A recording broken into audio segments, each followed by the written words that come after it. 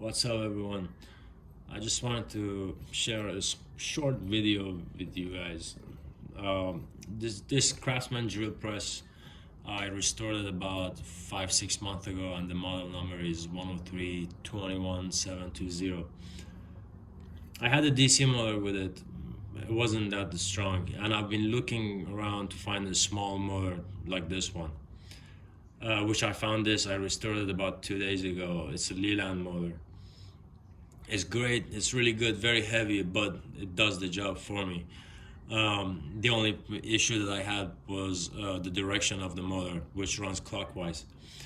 And I wanted to change the direction. I thought I should just buy a switch for it or something. But then I came up with this. Well, I didn't came up with it, I just found out I could do this. Probably most of you guys know how to do it, but I'm just going to share this with those like me who don't know. So the normal direction, that's how it goes. Let me show you. So if you run it just simple, the way it should be on the belt, it runs the opposite way, which is not good.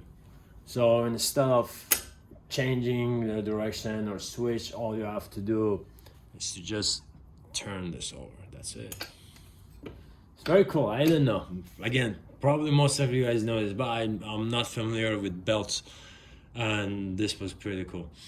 I was worried about this part as it runs. I thought maybe it might heat up and separates the belts, because this belt has been used. As you can see, I've connected 3 different directions.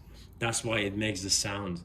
And also you have to add oil in here every now and then. But now it does. Now that I changed the direction, it works and it runs this way. You can't even hold it.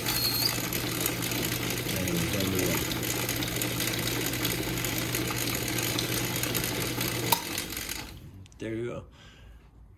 And the belt is too tight, so I gotta change that too.